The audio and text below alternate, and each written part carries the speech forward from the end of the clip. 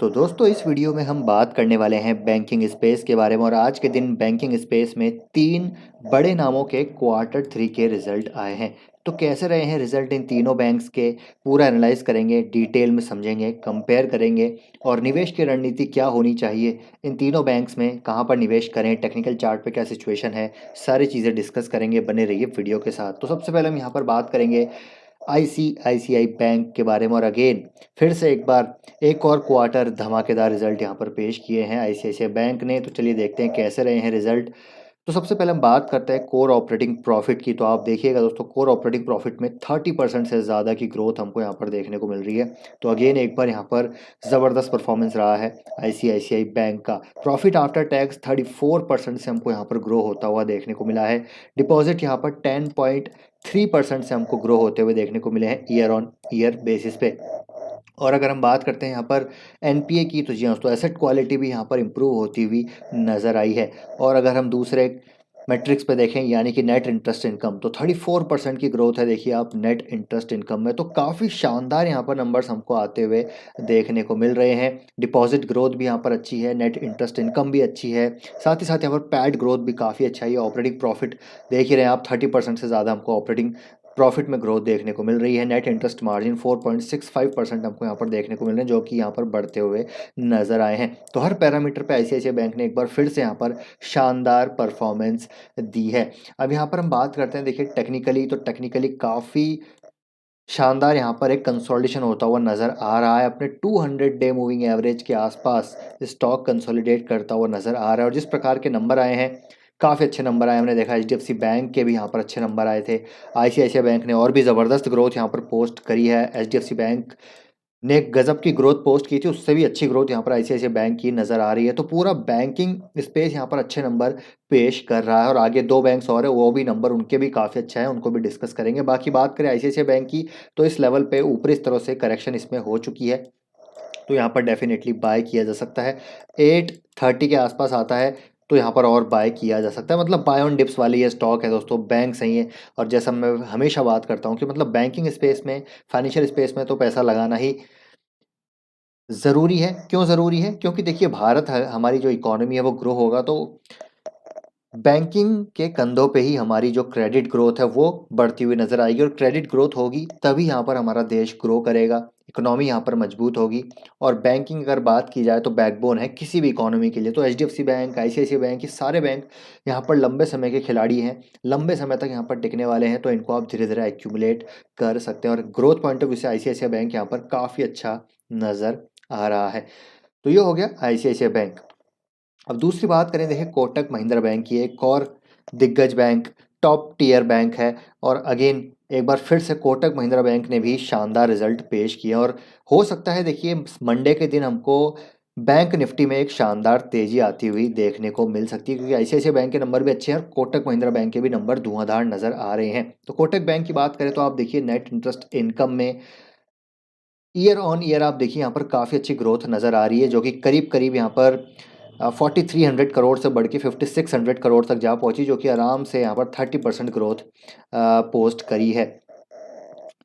बात करते हैं यहाँ पर ऑपरेटिंग प्रॉफिट की, तो ऑपरेटिंग प्रॉफिट 2700 करोड़ से बढ़ के 3800 करोड़ 3850 करोड़ तक जा पहुंचा है, जो कि यहाँ पर करीब देखिए ऑपरेटिंग प्रॉफिट में 40% के आसपास की ग्रोथ नज़र आ रही है। यानी कि ये जो ऑपरेटिंग प्रॉफिट है ये प्री प्रोविजनिंग ऑपरेटिंग प्रॉफिट है। अगर मैं पैट की बात करूं तो आप देखिए यहाँ पर 2100 करोड़ से 2800 करोड़ तक यहाँ पर हमको पैट की ग्रोथ देखने को मिली, जो कि अगेन 30% के आसपास है। तो मतलब काफ़ी शानदार ग्रोथ यहाँ पर हमको आती हुई देखने को मिल रही है। नेट इंटरेस्ट इनकम में 30% ग्रोथ है, ऑपरेटिंग प्रॉफिट में 40% ग्रोथ है, पैट 30% से ग्रो होता हुआ नजर आ रहा है। तो ऑल अक्रॉस द बोर्ड यहाँ पर काफ़ी अच्छे नंबर हमको आते हुए देखने को मिल रहे हैं। बाकी एसेट क्वालिटी आप देख ही रहे हैं, एसेट क्वालिटी भी यहाँ पर इंप्रूव होती हुई नजर आई है। पिछले साल के मुकाबले ग्रॉस एनपीएज इंप्रूव हुए हैं, नेट एनपीएज यहाँ पर काफ़ी इंप्रूव होते हुए नजर आ रहे हैं। तो अच्छे नंबर हैं। कोटक महिंद्रा बैंक के भी यहाँ पर काफ़ी शानदार नंबर, डिपॉजिट ग्रोथ भी अगर हम बात करें तो वो भी काफ़ी अच्छी है। यहाँ पर 13% के आसपास की डिपॉजिट ग्रोथ हमको देखने को मिल रही है। 3 लाख करोड़ का डिपॉजिट यहाँ पर 3,44,000 करोड़ के आसपास हो चुका है, जो कि करीब करीब यहाँ पर मान के चलिए 12 से 13% की डिपॉजिट ग्रोथ है, जो कि आईसीआईसीआई बैंक से थोड़ी सी ज़्यादा है। तो यहाँ पर इनकी भी डिपॉजिट ग्रोथ अच्छी नज़र आ रही है। तो हर पैमाने पर कोटक बैंक ने भी यहाँ पर अच्छा परफॉर्मेंस दिया है। हम बात करते हैं यहाँ पर टेक्निकल, तो टेक्निकल्स भी आप देखिए काफ़ी टाइम से स्टॉक कंसोलिडेट कर रहा है। ये एक ऊपर की साइड जो इसका रेजिस्टेंस है, आप देखिए यहाँ पर ये बार बार रेजिस्टेंस लेके नीचे स्टॉक आ रहा है। तो यहाँ से सप्लाई आ जाती है स्टॉक में, और स्टॉक हो सकता है यहाँ पर थोड़ा और करेक्ट हो जाए। 1650 तक ये स्टॉक आता है, तो इसको उठा लीजिएगा माल। कोटक बैंक में भी माल आप उठा सकते हैं। लॉन्ग टर्म की मैं यहाँ पर बात कर रहा हूँ। शॉर्ट टर्म में हो सकता है यहाँ पर थोड़ी सी हमको गिरावट देखने को मिले, लेकिन जिस प्रकार के नंबर आ रहे हैं, जिस प्रकार का ये एक सेगमेंट है, सेक्टर है, इकोनॉमिक ग्रोथ के लिए यहाँ पर बहुत ज़रूरी है इस सेक्टर में निवेश करना। और अगर आप डायरेक्ट किसी पर्टिकुलर स्पेसिफिक स्टॉक में निवेश नहीं करना चाहते, तो मैं आपसे कहना चाहूँगा आप यहाँ पर बैंक बीज में भी निवेश कर सकते हैं। बैंक बीज में टॉप 5-6 जो बैंक्स हैं उन्हीं में ज़्यादा एक्सपोजर है। तो आप बैंक बीज में जो है आराम से बिना किसी चिंता के निवेश कर सकते हैं। अगर इंडिविजुअल स्टॉक में आपको निवेश करना है तो यहाँ पर आप उनमें भी निवेश कर सकते हैं। तो ये हो गया कोटक बैंक। और वैल्यूशन वाइज भी देखिए बहुत ज़्यादा महंगे नहीं है। अगर मैं कोटक बैंक की बात करूँ तो इसका प्राइस टू बुक है अभी 3.62, और अगर मैं हिस्टोरिकल प्राइस टू बुक देखूँ इसका, तो आप देखिए इसका हिस्टोरिकल है 4.2। तो अपने हिस्टोरिकल प्राइस टू बुक से तो अभी नीचे ही ट्रेड कर रहा है, तो वैल्यू अभी भी यहाँ पर है। साथ ही साथ आप देखिए आईसीआईसीआई बैंक का प्राइस टू बुक है 3.33। अगर मैं इसका हिस्टोरिकल प्राइस टू बुक देखूँ तो देखिए हिस्टोरिकल प्राइस टू बुक इसका 2 है, लेकिन अभी यहाँ पर काफ़ी ज़्यादा ये स्टॉक भाग चुका है, तो अभी महंगा है। आईसीआईसीआई बैंक थोड़ा सा महंगा है। अगर मैं हिस्टोरिकली बात करूँ तो हिस्टोरिकली इश्यूज़ थे आईसीआईसीआई बैंक में, लेकिन हम सभी को पता है कि वो सारे इश्यूज़ अभी रिजॉल्व हो चुके हैं, तो उसको इस प्रकार से वैल्यूएशन यहाँ पर देखने को मिल रही है। तो आईसीआईसीआई बैंक अगर मैं प्राइस टू अर्निंग ग्रोथ के हिसाब से देखूँ तो अट्रैक्टिव नज़र आएगा आपको। प्राइस टू बुक में थोड़ा सा यहाँ पर डिफरेंसेस आपको देखने को मिलेंगे, क्योंकि 2017, 18, 16 का समय अलग था, अभी का समय अलग है। और यहाँ पर ग्रोथ जो है, क्रेडिट ग्रोथ, वो काफ़ी मजबूत नज़र आ रही है ओवरऑल इकोनॉमी में। तो ये हो गए दो बैंक। अब जो तीसरा बैंक है जिसकी हम बात करेंगे वो है दोस्तों यहाँ पर आईडीएफसी फर्स्ट बैंक। जी हाँ, तो इसको मैं ज़्यादा कवर नहीं करता, लेकिन जो नंबर आया ना, कमाल के नंबर यहाँ पर पोस्ट किए आईडीएफसी फर्स्ट बैंक ने। आप देखिए कि जो एसेट ग्रोथ है वो 25% की ग्रोथ है, डिपॉजिट में 44% की ग्रोथ है। एसेट क्वालिटी यहाँ पर अगेन फिर से एक बार इंप्रूव होती हुई नज़र आई है। ग्रॉस एनपीएज इंप्रूव हुए हैं, नेट एनपीएज यहाँ पर इंप्रूव हुए हैं। प्रॉफिटेबिलिटी की बात करें तो 115%, जी हाँ दोस्तों, यहाँ पर देखिए पैट 115% से यहाँ पर प्रॉफिट डबल यहाँ पर होता हुआ नज़र आया है। गजब का यहाँ पर प्रॉफिट पोस्ट किया है। रिटर्न ऑन एसेट यहाँ पर देखिए 1.11% के नज़र आ रहे हैं। हालांकि बहुत ज़्यादा अभी आरओए यहाँ पर नहीं है as compare to ICICI, Kotak, HDFC, क्योंकि उनके आई थिंक 2.5-3% के आसपास रिटर्न ऑन एसेट चलते हैं, इसके थोड़े से कम है, लेकिन ये इंप्रूव होते हुए लगातार नज़र आ रहे हैं। यहाँ पर डबल है आरओए, देखिए इनका यहाँ पर इंप्रूव होता हुआ नज़र आ रहा है। आरओई 10.72% के पास है, और कैपिटल एडिक्वेसी रेशो भी यहाँ पर इंप्रूव होता हुआ नज़र आया है।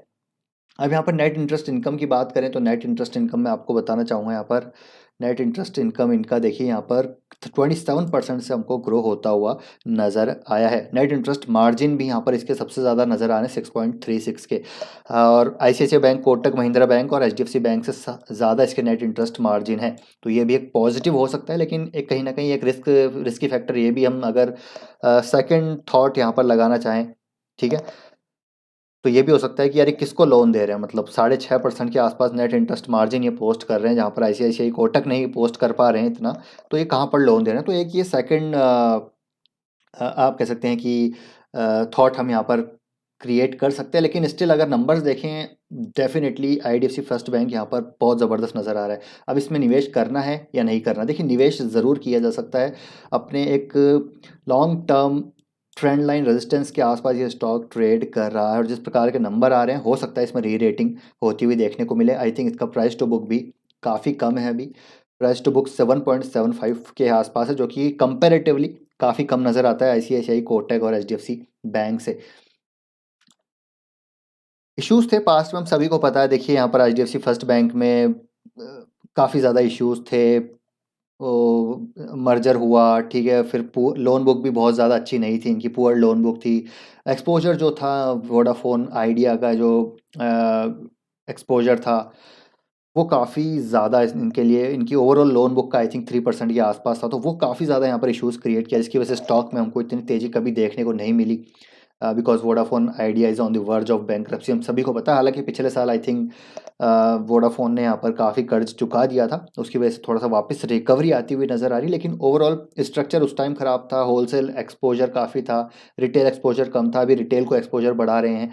तो देखिए, री रेटिंग का कैंडिडेट ज़रूर है आईडीएफसी फर्स्ट बैंक। तो आप इसमें बीइंग अ स्मॉल बैंक, ठीक है, आप इसमें थोड़ा कम एक्सपोजर अभी ले सकते हैं, बहुत ज़्यादा एक्सपोजर लेने की अभी रिक्वायरमेंट नहीं है। एक्सपोजर ज़्यादा लेना है तो आपको HDFC bank, ICICI bank, Kotak Mahindra bank में, इन जैसे बैंक्स में लेना चाहिए, या फिर अगर पब्लिक में जाना ही है तो एसबीआई बैंक में आप जा सकते हैं। अब यहाँ पर काफ़ी सारी चीज़ें अच्छी हो रही है। वैद्यनाथन जी जो यहाँ पर गाइड कर रहे थे, उन कई सारी मैट्रिक्स पे या तो वो अचीव कर चुके हैं या ऑन ट्रैक है। तो अगर मैनेजमेंट पे आपको भरोसा है तो वैद्यनाथन पे पैसा लगा सकते हैं, क्योंकि उनका एक्सपीरियंस काफ़ी ज़बरदस्त है। सिटी बैंक के साथ, आईसीआईसीआई बैंक के साथ वो जुड़े हुए थे पहले। तो आईडीएफसी फर्स्ट बैंक डेफिनेटली, मैं ऐसा नहीं कहता कि आप निवेश मत कीजिए, निवेश ज़रूर कीजिए आईडीएफसी फर्स्ट बैंक में, लेकिन बहुत ज़्यादा एक्सपोजर आपको यहाँ पर नहीं देना है। एक्सपोजर ज़्यादा आपको टियर 1 कंपनी जहाँ पर एसेट क्वालिटी शानदार है। एसेट क्वालिटी हालांकि आईडीएफसी फर्स्ट बैंक की भी इंप्रूव हो रही है, लेकिन उन बैंक्स की एसेट क्वालिटी टॉप नॉच है, ठीक है। हम सभी को पता है उनके एनपीएस 1 के नीचे चलते हैं, 0.50, 0.60, इसके आई थिंक 3-4% के आसपास थे। तो ये सारी चीज़ें हैं, तो एक्सपोजर अपना उस हिसाब से, लोकेशन अपना उस हिसाब से आप रख सकते हैं। बाकी आप अपना डिसीजन स्वयं ले सकते हैं, मैं यहाँ पर सिर्फ गाइड कर सकता हूँ, ओपिनियन दे सकता हूँ, डिसीजन आपको अपना स्वयं लेना है। तो आई होप दोस्तों ये वीडियो आपको इन्फॉर्मेटिव लगा होगा।